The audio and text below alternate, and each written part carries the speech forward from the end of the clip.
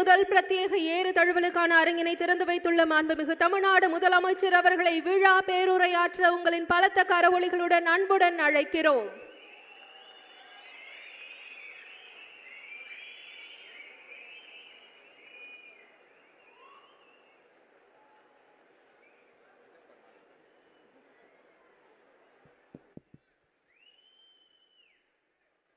வீரர்களும் தீரர்களும் வாழும் மதுரை மண்ணில்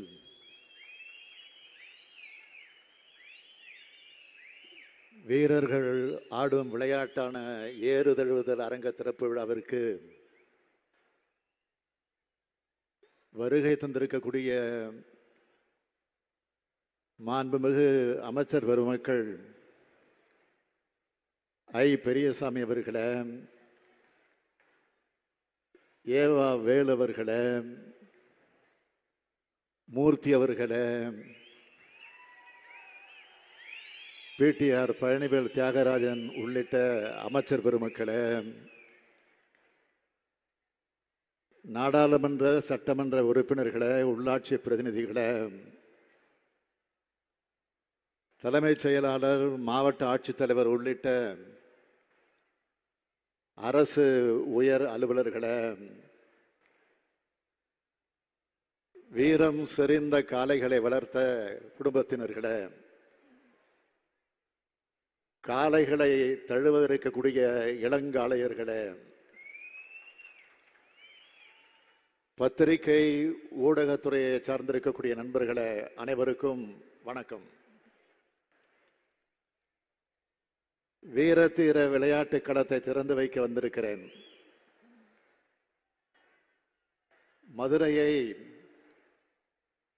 தூங்கா நகரம் என்பார்கள். போட்டி என்று வந்துவிட்டால் தோல்வியை தூள் தூளாக்கும் நகரம் என்பதை வாடிவாசல் ஆண்டுதோறும் மெய்ப்பித்துக் கொண்டிருக்கிறது. தமிழர் பண்பாட்டு விளையாட்டான ஏறுதழுவுதலுக்கு சங்கம் வளர்த்த மதுரையில் இந்த மாபெரும் அரங்கம் நம்முடைய திராவிட முன்னேற்றக் கழக அரசால் கட்டி எழுப்பப்பட்டிருக்கு. அதுவும் தமிழக தலைவர் கலைஞர் அவருடைய 100ஆண்டு விழா கொண்டாடுகிற ஆண்டில் அமைக்கப்பட்டிருப்பது கூடுதல் சிறப்பு. பல்லாயிரம் ஆண்டு பெருமை கொண்ட நம்முடைய தமிழினம் கொண்டாடும் தழுவுவதற்கான அரங்கத்தை கட்டி எழுப்பியவன் இந்த ஸ்டாலின் என்று வரலாற்று என்னுடைய பெயர் இடம்பெறுவது எனக்கு கிடைத்திருக்கக்கூடிய பெருமை. திராவிட முன்னேற்றக் கழக ஆட்சி அமைந்து 3 ஆண்டுகள் ஆகியிருக்கு. அதுக்குள்ள 3 முக்கியமான கம்பீர சின்னங்களை இந்த மதுரையில ஏற்படுத்தி இருக்கோம். ஒன்று, தமிழினத்தோட பழமையை சொல்ற கீழடி அருங்காட்சியகம் மதுரைக்கு அருகில் அமைக்கப்பட்டிருக்கு. 2வது, கலைஞர் பேரால மாபெரும் நூலகம் பிரம்மாண்டமா மதுரை மாநகர்ல அறிவு மாளிகையா அமைக்கப்பட்டிருக்கு. இப்போ 3வதா இந்த கலைஞர் 100ஆண்டு ஏறுதழுவுதல் அரங்கம் ஜல்லிக்கட்டுக்கு பேரு போன அலங்காநல்லூர்ல அமைக்கப்பட்டிருக்கு. இத சொல்ல நேரத்தில் 2015ஆம் ஆண்டு அறிவிச்சு இன்னைக்கு வரைக்கும் மதுரைக்கு இன்றைக்கு மத்தியில் இருக்கக்கூடிய ஒன்றிய பாஜக அரசால கொண்டு வரப்படாத ஒரு திட்டமும் இருக்கு. அது உங்க ஞாபகத்துக்கு வந்தா அதுக்கு நாம் பொறுப்பு இல்லை. இந்த அரங்கத்தை கம்பீரமாகவும் அழகாகவும் அமைச்சு கொடுத்த பொதுப்பணித்துறை அமைச்சர் மாண்புமிகு ஏவா வேலுவர்களை பாராட்டுகிறேன், வாழ்த்துகிறேன். அவரோட சாதனை பட்டியல்ல இப்போ இந்த கலைஞர் 100ஆண்டு ஏறுதழுவுதல் அரங்கமும் சேர்ந்துடுச்சு. சென்னையில கலைஞர் நினைவகமும் விரைவில் திறக்கப்பட இருக்கு. இந்த விழாவை மிக பிரம்மாண்டமாக ஏற்பாடு செய்துள்ளார் நம்முடைய மாண்புமிகு அமைச்சர் மூர்த்தி அவர்கள். தை மாதம் பிறந்தால மாண்புமிகு மூர்த்தி ஜல்லிக்கட்டு மூர்த்தியா மாறிடுவார். கோட்டைக்கு கூட வராம ஜல்லிக்கட்டு மைதானத்தில் இருந்துடுவார். அந்த அளவுக்கு ஏறுதழுதலுக்கு தனது உயிராக கருதக்கூடிய மூர்த்தியை நான் பாராட்டுகிறேன், வாழ்த்துகிறேன். இங்கு அமைஞ்சிருக்க இந்த பண்பாட்டு சின்னம் தமிழினத்தினுடைய பண்பாட்டின் மரபின் தொடர்ச்சி. சிந்து சமவெளி காலத்து முத்திரைகள்லேயே திமிழ் காளைகள் இருக்கு. அதுல காளைகளோட நேர்கொண்ட பார்வையை நாம பார்க்கலாம். பல்லாயிரம் ஆண்டுக்கு முன்பு இருந்த ஓவியங்கள்ல திரண்டு தொங்கும் தாடை, அகன்று வளைந்த கொம்பு கொண்ட காளைகள் இருக்கு. ஏன் கீழடையில் திமிழில் உள்ள காளையோட முழு எலும்புக்கூடு கிடைச்சிருக்கு. முல்லை நில மக்களோட வீர விளையாட்டா இருந்திருக்கு. பழந்தமிழ் இலக்கியங்களையும் இதை பற்றி உயர்வா பாடப்பட்டிருக்கு. எழுந்ததுகள் ஏற்றனர் மார்பு கவிழ்ந்தன மறுப்பு கலைஞனர் பலர்னு ஏறுதழுவதல் காட்சியை நம்ம கண் முன்ன கொண்டு வந்து காட்டுது கலித்தொகை. தை மாதம் தொடங்கி பொங்கலுக்காக முதல் 3 நாள்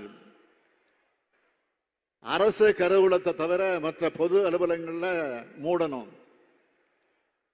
பிரிட்டிஷ் ஆட்சி காலத்தில் கவர்னர் அறிவிச்சிருக்கார். தமிழர்களோட பண்பாட்டை சரியாக அறிந்தவர்களாக அந்த காலத்து கவர்னர்கள் இருந்திருக்கிறாங்க. ஆண்டுதோறும் தை மாதம் ஏறுதழுது நடக்கும் போது அலங்காநல்லூரும் அவனியாபுரமும் பாலமேடும் உற்சாகத்தோடு காணப்படும். இந்த பண்பாட்டு திருவிழா உலகம் முழுவதும் பேசப்படும் தான் இந்த அரங்கத்தை அமைக்கிற முடிவை எடுத்தோம். தலைவர் கலைஞருக்கு ஏறுதழுவு போட்டி மேல தனி பாசம் உண்டு. அதனாலதான் தன்னுடைய மூத்த பிள்ளையான முரசொலியின் சின்னமா ஏறுதழுவு காட்சியை வச்சார். 1974ஆம் ஆண்டு ஜனவரி மாதம் சென்னையில ஏறுதழுவு போட்டிகளை நடத்தியவர் கலைஞர். சல்லிக்கட்டு, ரேக்லா ரேஸ் போன்றவற்றை 2006ஆம் ஆண்டு சென்னை உயர்நீதிமன்றத்தோட மதுரை கிளை தடை செஞ்சப்போ பாதுகாப்பான முறையில நாங்க நடத்துவோம்னு உறுதியளிச்சு அனுமதியை பெற்றவர் தலைவர் கலைஞர்.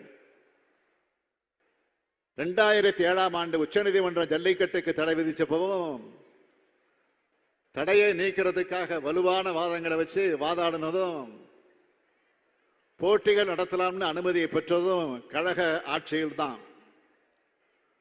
ஆட்சி மாறியதும் 2014ஆம் ஆண்டு ஜல்லிக்கட்டு நடத்த முடியாத சூழல் வந்தது. நம்ம இளைஞர்கள் சேர்ந்து மெரினா தமிழர் புரட்சின்னு சொல்ற அளவுக்கு 2017 மிகப்பெரிய மக்கள் போராட்டம் சென்னை கடற்கரையில நடந்துச்சு.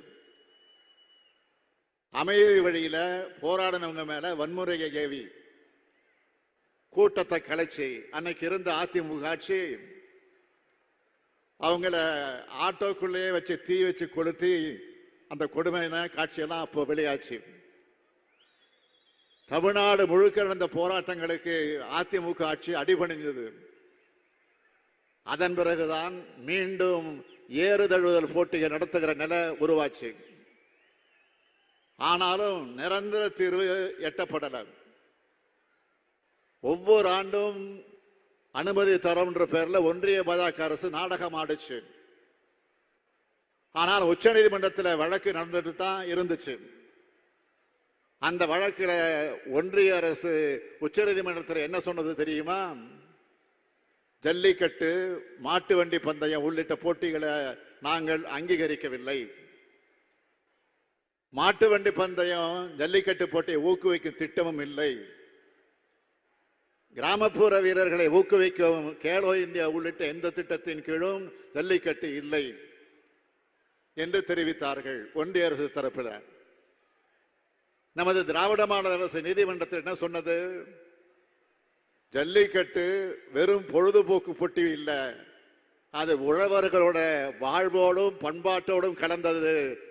போட்டிகளை பாதுகாப்பாக நடத்துறோம், காளைகளை நமது குடும்பங்கள் கவனத்தோடு வளர்க்கிறோம்னு அழுத்தம் திருத்தமா வாதங்களை வச்சோம். திராவிட மாடல் அரசினுடைய தீவிர முயற்சியால் ஜல்லிக்கட்டு போட்டிகள் நடத்தலாம் என்ற வரலாற்று சிறப்புமிக்க தீர்ப்பை கடந்த ஆண்டு மே மாதம் உச்ச நீதிமன்றத்தில் பெற்றோம். இவ்வளவு தடைகளையும் திமுக அரசு உடைச்சு எரிஞ்ச காரணத்தினாலதான் இன்னைக்கு ஏறு தழுவுதல் போட்டி கம்பீரமாக நடக்குது. இந்த சாதனை வரலாற்றோட தொடர்ச்சியா இந்த கலைஞர் நூற்றாண்டு ஏறுதழு அரங்கத்தில் காளைகள் ஏறுதழுதல் பற்றிய அருங்காட்சியகமும் நூலகமும் அமைக்கப்பட்டிருக்கு. பல நூற்றாண்டுக்கு முந்தைய நூல்களும் ஓவியங்களும் புகைப்படங்களும் இங்கே இருக்கு. இதனை உருவாக்கி தந்த தமிழிணைய கல்விக் கழகத்துக்கு நன்றி. அன்னை தமிழ்நிலத்துக்கு பேரறிஞர் அண்ணா தமிழ்நாடு என பெயர் சூட்டினார். தமிழுக்கு செம்மொழி தகுதி பெற்று தந்தார் தலைவர் கலைஞர்.